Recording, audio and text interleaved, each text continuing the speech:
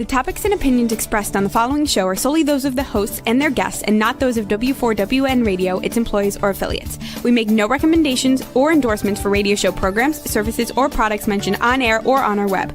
No liability, explicit or implied, shall be extended to W4WN Radio, its employees, or affiliates. Any questions or comments should be directed to those show hosts. Thank you for choosing W4WN Radio. I got the eye of the tiger, the fire, dancing through the fire, 'cause I am the champion, and you're gonna hear me roar louder, louder than a lion, 'cause I am the champion, and you're gonna hear me roar.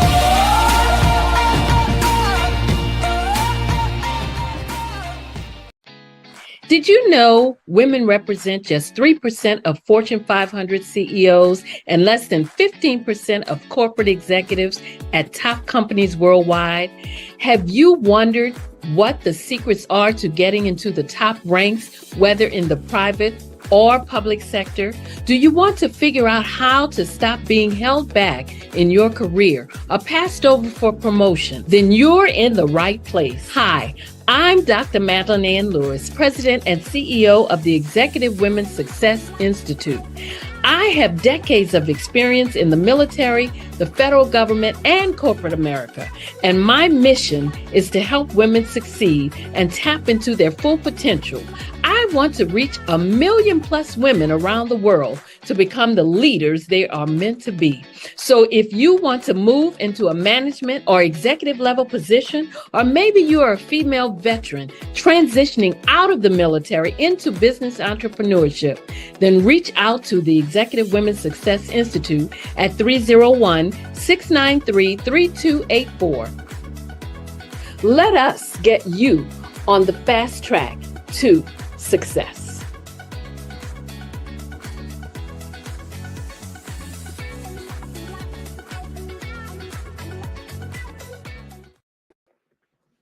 Well, hello and welcome to the Success for Women show, where you can view us on Talk 4 TV and listen to us on the Women for Women Network.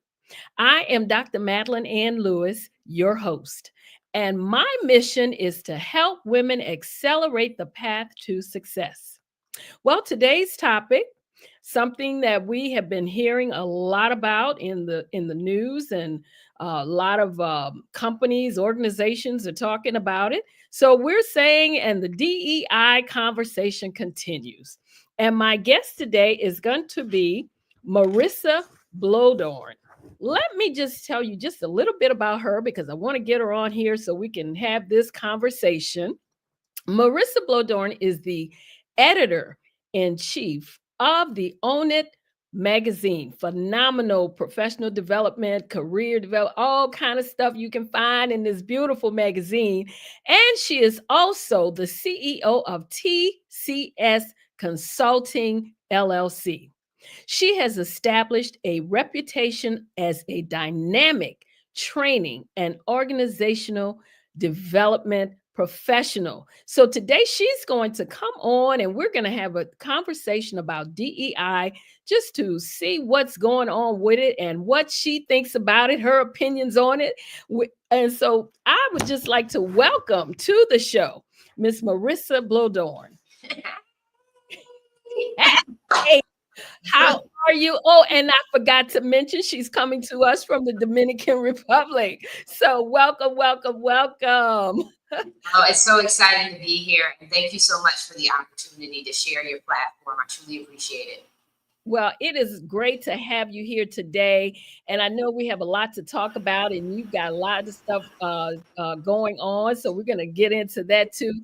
But before I get started, I always give like a standard bio, a little bit of brief something on my guests. But I always like to ask the question for them to just tell us what you want us to know about Marissa Bloedoorn. Well, you know what I want folks to know is that to some this may sound like corny, and others may get it, is that I care. I care about the people I serve. Absolutely. And many times I want them to achieve what God has put them on this earth more than they do. And so God has shown me how to relax and don't worry about that, but make sure that I show up to introduce to them the possibility that what they may be thinking is impossible is possible for them, that it is within their reach. And that's within their life, their career, their business. My foundational understanding and approach is self-awareness should lead you to self-development. When you really become cognizant of who you are and what you were put here to do on the earth, you get in alignment with your life's assignment, you'll want to develop. So self-development is the next component to what's so important about living a fulfilling life. And once you start self-developing, you start to enter into a place of self-mastery, which Maslow's hierarchy of needs focuses on self-actualization. And that's exactly what it is. Self-mastery, not about being perfect, but about knowing yourself well enough to know how to navigate around this world successfully, to ensure that you are living a fulfilling and happy life, and that will spill over into everything else you're connected to. And so that is my and God has blessed me with a very unusual and indirect way of doing that through magazine and book publishing and offering people the opportunity to speak abroad.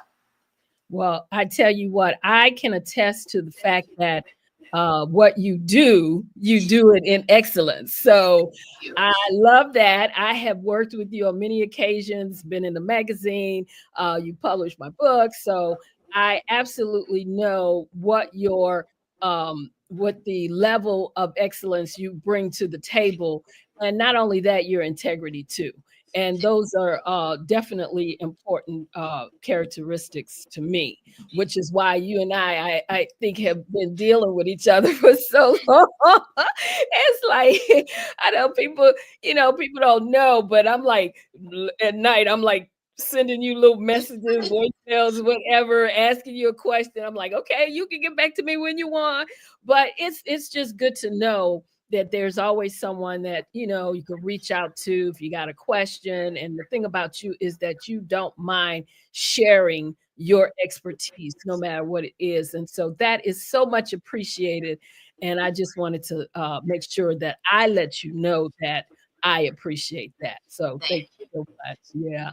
So now we're going to talk about this topic of DEI, because I know we had a conversation about it once before, and it just seems to still be there in the foreground of everything that's going on. So tell me, and you can throw some things out here too, but what do you think is about DEI? Tell me what your personal opinion is about DEI? Okay, so a little bit of my background so that everyone knows what perspective I'm speaking from is industrial organizational psychology. So I'm looking at organizational performance overall. My training and development is to look at organization, measure their performance, and give them feedback on how well they're doing based on that assessment. So I have my master's DISC certification and behavioral analysis. So I'm looking at it from the POS perspective, the perceived organizational support. So I'm looking at it from the employee or the workforce and measurability in their performance. One, too, is a factor that I wanted to mention is that not all the employees are very aware of an organization's DEI programs. And how it is protecting them. So it has been the silent shield that has protected employees with them not even knowing that they've had this level of protection. And now that's going to be taken away. But I will say this, in all of my, even though I'm here in the Dominican Republic, just staying in tune and aware of what's going on in the States, I have to, because my work is within the United States, even though I'm here. All my work is still with U.S. people. Is that some organizations realize the value of it. So we can say, hey, I'm not sure of those organizations by list right at this very moment, but there are some organizations that are fighting back to keep intact their DEI program. So let's make sure that if we talk about it, we talk about it in fairness. I believe in fairness. And so they realized POS is perceived organizational support. So ultimately, every organization wants to perform well because we know without them saying it, performance impacts what? Revenue, income, the money that the company is going to make. Poor performance, poor revenue. It hits the revenue, it hits the money. Absolutely. So DEI offers employees the ability to relax, know that their organizations that they work for care about them, are concerned about them. That's the perceived organizational support. Absolutely. When an employee has that, they show up well for the organization. There is no internal conflict. They care about the organization, so they want to make sure they do right by the organization. There is commitment to the organization's visions, goals, CSR. So those are very important. And so I'm coming from that perspective to say to organizations, hey, be very careful because you already have all of these boycotts going on. That's going on. Because people are scared. And you don't want them focused on, you don't want them in anxiety.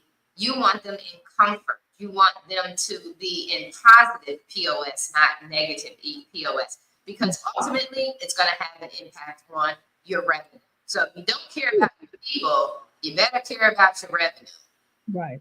Absolutely. Because, I've had just in the time frame that all of this started taking place, I've had several people calling me and just wanting to talk about some things that's going on with them. Even those that are in their careers. I was just talking to a young lady this week, and she literally lost her job. And so she, was trying to figure out basically what she should do, what can she do, some things that how she might be able to pivot through all of this or get through all of this. And it's really hard.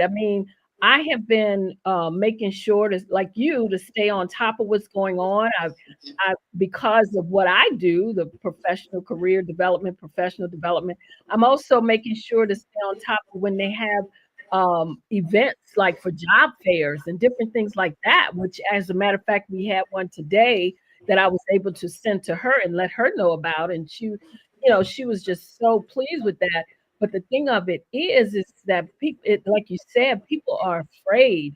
And it's like to go to work and not know at the end of the day, if tomorrow when you come, you're going to be locked out of the building.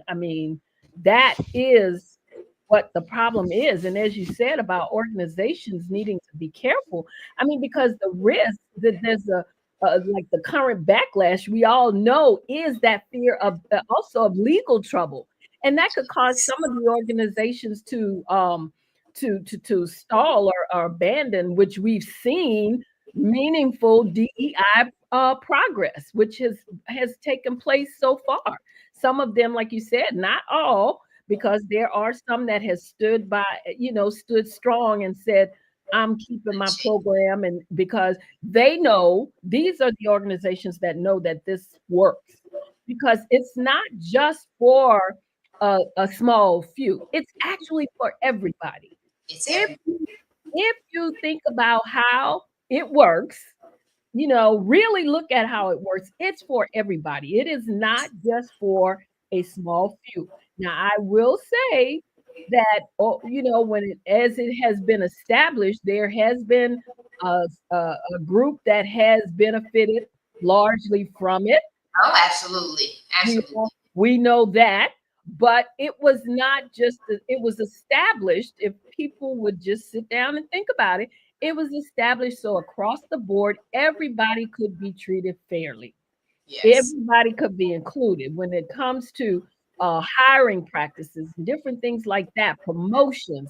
It's for these types of things. So across the board, everyone could be treated, fairly. And then you have your younger generation that of workers in particular that's coming in and talk about they're being vocal about their desire to work for organizations that reflect that type of value. And because let me tell you something, I know the younger generation, they will quit in a New York second. That was just what I was getting ready to say. Yes, There's no commitment. yeah, if they're not pleased with what's going on, they will quit in a New York second. So they really are looking for that organization that has that type of values and inclusion in their organization. So if you want the up and coming young and you want that experience that they bring, the tech savvy and all of that, then you're gonna have to stick with some of the, not some, but your DEI programs. Even you may not like them, and we all know now we can see the ones that I guess felt like they were forced to implement them because they jumped on board with getting rid of them so quickly. I mean, it was just unbelievable, you know. So, And there's an underlying current, but because we're on this topic, I'm going to stay here. But there's an underlying current to why those particular organizations chose to get rid of it very fast. yeah. And when you talk about the younger generation, you have to remember that this is a generation that's entered the workforce after watching their parents. Because remember, back in the day, I remember when I first got my first corporate job working for AT&T, Mhm. and it was always, when you were in the social environment, well, where do you work? And it was like, oh yeah, I work for AT&T. That was the 80s, the 90s. You wanted to name drop. I work for Princeton University. You wanted to name drop. You were proud of your job. You wanted to be proud of your job. So not only were you wanted to be proud of your job, you looked at performance review. You wanted to make sure that you were on check. Oh, did I get an FE, which is far exceeded, and all these other good things. But the young people watched their parents in the 90s, in the early 2000s, lose their jobs, because of the stock market and because of all of these .coms. We don't talk about the .com industry where they were frauds and they went crashing. And these young people watch their parents work so hard and lose their jobs. So their perceived POS is negative, right? So they don't have commitment like their parents did. That's the difference, because they watch organizations just let the parents go. And see, what organizations, this should be a learning lesson for them. If they're paying attention, what this should be for them is a lesson to say, you may think something is right, and you may think that its impact is limited, but others are watching. Others are watching, and they're making a decision as to whether or not they want to, the up and coming want to continue in this pattern. And that's why you see even young people talk about it. They don't want DEI because they don't even understand the ramifications that if DEI wasn't in place, where their parents would be right now and where they could be right now. They may not have these jobs. So there is a disconnect of the reality for some young people of just the high value and impact DEI has had. So the other charge to this is those who have been in DEI, those who have fostered and trailblazed. Now is an awakening that you can't keep it a best kept secret. That DEI and its impact and its importance and its relevance has to be a part of the training and development programs, right? You have to make sure that the massive population really understands what DEI. Now it should have been, but now is the time to go out and really drive home who DEI is, what it has done. Give the results, the numbers. Give them, be transparent and give those numbers so that our young people can be educated, this generation can be educated, and they can know the importance of advocating and pressing their organizations to actually adhere to it. Because DEI does enforce accountability. It enforces accountability. Absolutely. And as you were saying about your first corporate job was AT&T. Well, guess what? Mine was South Central Bell in New Orleans, because at the time it was South Central Bell. We didn't have all these other AT&T's, Baby Bells, and Yep. TV. We didn't have all of that back then. It wasn't until they actually split the company that we started getting all these different named telephone Right. companies. But that was mine too, South Central Bell in New Orleans. And I remember when I got laid off from them in I don't like you say in the 80s. I got laid off sometime in the 80s. And that my first thought was, oh well, if they don't care that much about me, because I had been there for 8 years. And I'm like, if they don't care that much about me, then I'm going to get me a government job. You're And right. yeah, and that is what made me look at getting a government job, because I said government don't let you go. They keep you forever, Right. And but as you were saying with our parents, and with the younger generation, seeing them, our parents, when they got a job, They they stay. got that job to retire in that position. They weren't looking to hop from here to here to here to here, which is what our younger generation, they don't have a problem doing that. And that's why I say, if they're not pleased with something that's going on, they will quit. I recall one time when a young man who was working in the organization that I was working in, and he hadn't been there that long. I don't know, maybe a year and a half, but he decided he should get a raise. And he wasn't, they didn't feel he was ready to get one yet. The next day we came, he had left all his credentials on the desk. He didn't come back, didn't say anything, just didn't come back. So that's why I say in a New York second, they will quit if they are not pleased, with what's going on. And it's unfortunate, because I've also heard, there has been where some people may think that some of the backlash against DEI came because of around 2020, when they were faced with the George Floyd being killed and all of this kind of stuff. But little do people know, some anyway, that was not the case. That originate DEI programs date back to the civil rights movement. Right. It is not something that is new. It is not something that started last month. No. Okay.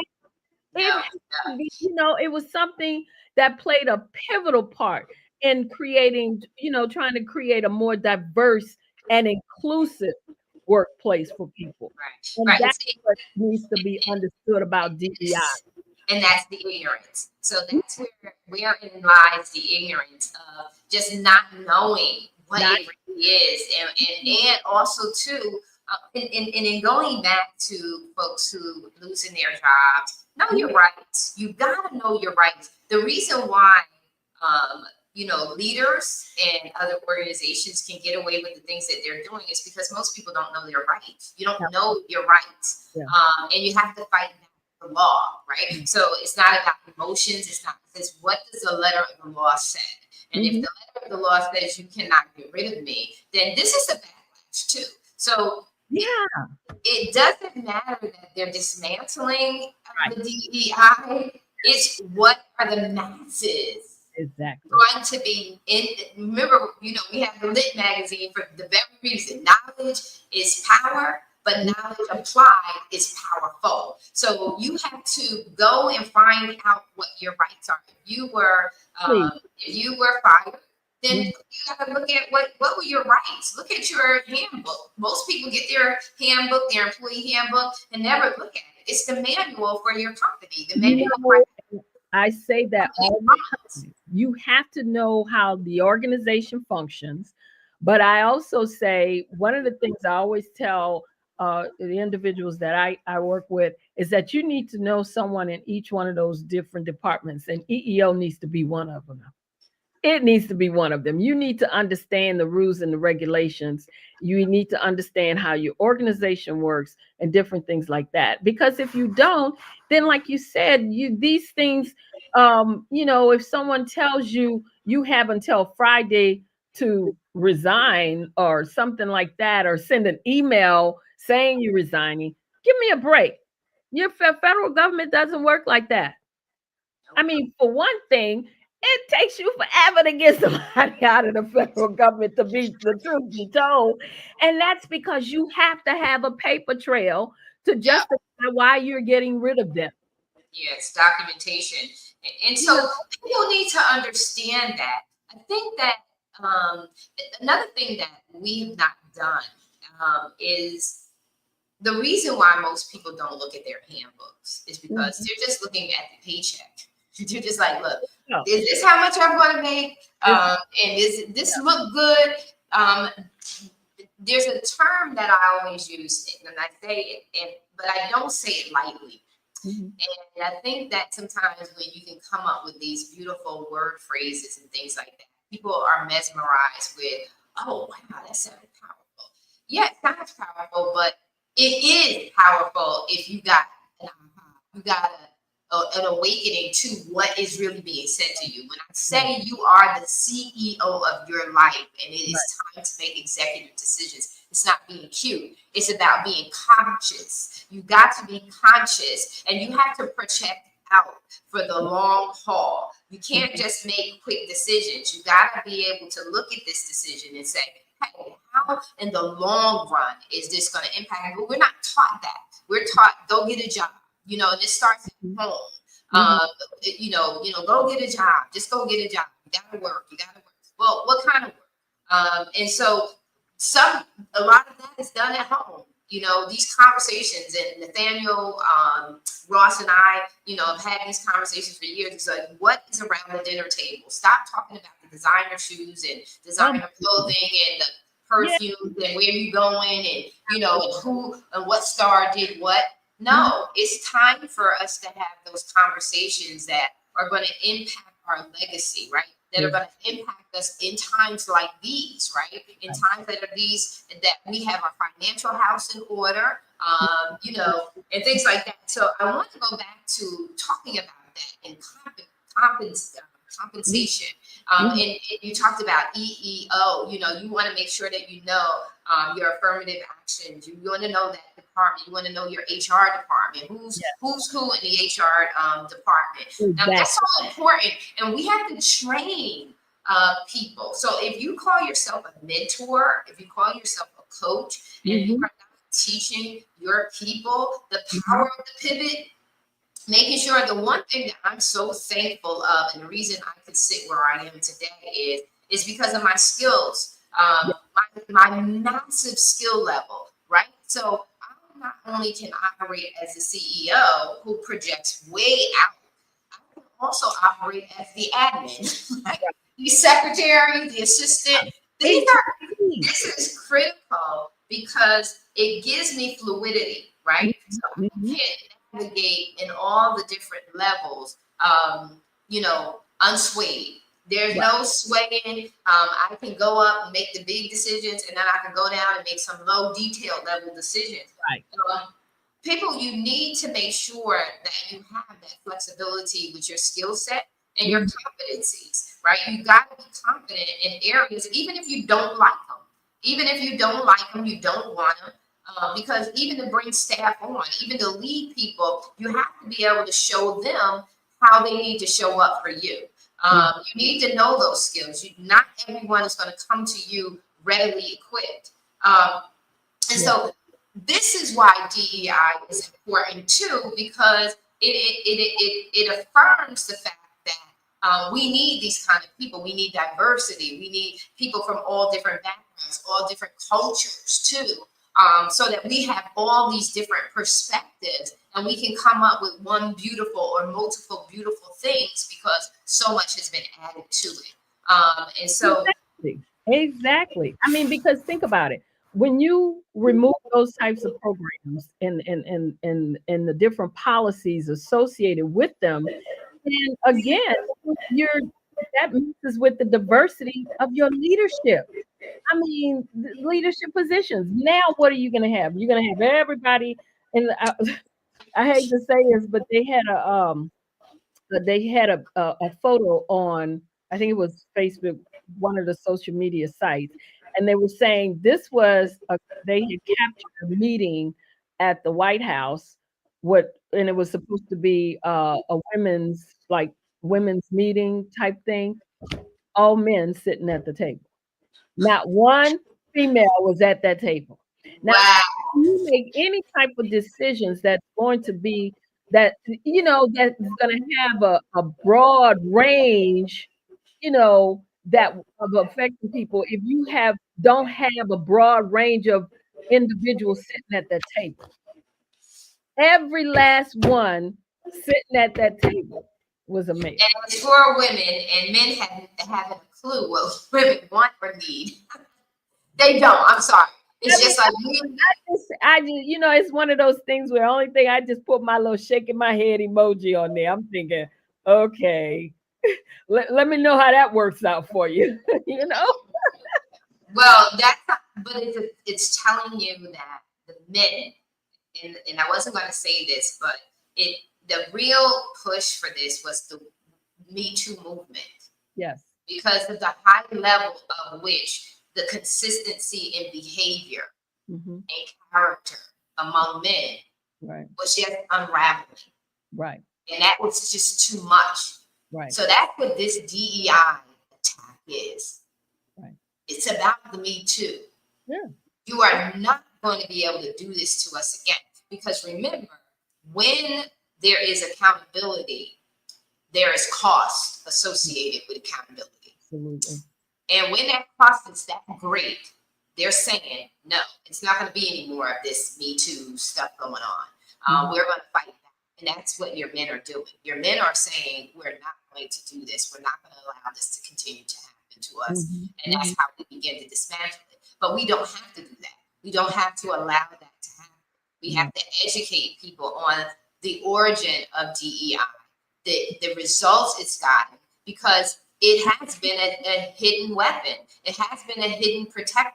And not everybody has been. And the reason why I brought up compensation is because I'll share this with you. When I was working for AT&T, I got far exceeded. You mentioned it at the top. I don't have to blow my own horn. I'm new to work for myself because I know how hard I work for other companies, right? And other organizations. And I said to myself, I can work like this for me. If I'm working like this for a company, I believe that I can. Well, I'm going to tell you, I thought as a young person, because when I started working for AT&T, I was only 19 years old. I wasn't old enough. I didn't go to college where they would tell you. So I didn't pay attention to the compensation, right? The awards, because with AT&T, you got a performance award and you got a merit award. And the performance award was based on your level in the company. Your merit award was how you were showing up. And so I'm thinking, oh, I'm getting this amount of money. Oh, this is great. It's Christmas time. I'm just thinking, this is great. Only to find out once I left the R&D side and went over to the marketing and marketing research side, did I find out that I actually worked harder and was only getting 50% of, and my performance the whole time I was there was far exceeded. Wow. So make it make sense, as my sister Judy would say, make it make sense. So I was unaware that I was actually being discriminated against because I thought all of their kind words, but when it really mattered in setting the department's budget, my department head felt, we don't need to give Marissa what matches her actual evaluation. We can give her half and she'll be happy, and she's never complained. And I never complained because I did not know I had a right to. I did not even know there was anything to complain about. And so with DEI, this is what we have to do. We have to make sure people are not ignorant of their right. People can't go to a job anymore and just not know your rights. That is absolutely true. And keep in mind another thing too, remember back when, and I know you do, when we as women weren't even in areas such as finance and technology and all of that stuff. Okay, because of DEI, affirmative action, and all of that, that's the way we're able to get into those areas. That is the only way. I never forget another female friend of mine. She was wanted to. She was already a supervisor, but she wanted to be a head of one of the departments. Well, they did not want to give her that department because they felt like even though she was good as a supervisor, they wanted her like over admin stuff. You know, they didn't want to put her over like the technology and all of that because they didn't feel like she would be good enough to do that until she took them to task force. She had to go toe to toe with them to let them know, hey, and that's why I always tell when you're trying to get into a position that they feel that you're not good enough, just say to them, hey, let me do it for 30 days. Let me show you I can do it for 30 days. And if then you feel like I'm not, qualified to do that position, then I won't bother you again. But Right. sometimes you have to, hold their feet to the fire to let them see that, hey, you're capable of doing it. Because if not, then they'll just say, well, nah, we're going to put a man over here. Because that's what happened when I do my TED Talk. That's one of the examples I use when I went for this promotion. Three guys up against me. Neither one of them had the experience that I had. But they wound up putting one of them in that position who wasn't even in the organization. Guess what? After a few months, he quit. He couldn't handle it. So Yeah. me, I had to step into it anyway. Right. Right. Make. Look at the time you wasted, the money you wasted putting him in something that he wasn't even qualified to do. And they don't even really want it. So sometimes they don't even want it. Because even when you may not be 100% qualified for it, when you want something, you show up for it. You So, work hard for it. yeah. And that makes a difference. And Mhm. so, just like I said, it really, really is a matter of making sure that the everyday, what we used to call back in the day, Joe Schmo, knows, right? We Uh-huh. have to educate people because they're not educated. They're watching TikTok and they're watching all of these other platforms and they're getting snippets of stuff. And it's Mhm. overwhelming. It's Yeah. overwhelming. They end up following folks that may or may not be on point, unfortunately, and they're not getting real information. And they need to get the real information so that real quality decisions and quality movements can be birthed out of this. They need to be educated on DEI. And then also too, I said to say, I remember, and I didn't start getting my degrees until I believe I was in my 30s Mhm. when I started getting my bachelor's degree in psychology and then on to my master's. And I'm almost done with that PhD. I'll get there one of these days. Business just took off, and Mhm. you got to pivot. You got to pivot. And so I remember having a conversation with a woman at Princeton University, and she was on the human subject research side. Mhm. Uh, and she shared with me that she had someone mentor her at the start of her career, working in labs and different things like that. And that's what we have to get back to. We have to get back to quality mentorship. Yeah. Really, really educates and takes the time, not this fluffy talk, but Absolutely. really takes the time to train and make sure that their mentees understand processes, systems thinking, critical thinking, deductive reasoning, based on saying, hey, do your research, do your homework, know your company, know the organization. Because back in the day, our parents did not just go to organizations. They actually did their homework to say, what is this organization? What are they about? And they knew. They read the local newspaper. They were well informed Yeah. rather than just rationally saying, just focused on the paycheck itself. They did their homework. They talked to each other about it. They had quality conversations Yeah. that made a difference. And that's where we have to get back to that grassroots of really making sure that our young people understand DEI as well as our older people. Some people don't even know what DEI really is, and they're our age, right?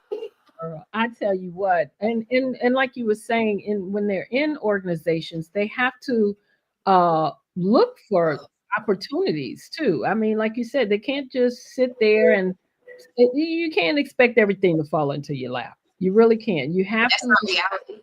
those opportunities. And I think that was a lot of what I did in every position that I was in, especially after being at South Central Bell getting laid off. At that point, it was like when I got to know, I wanted to know everything about them. I wanted to know what they did, how they did it.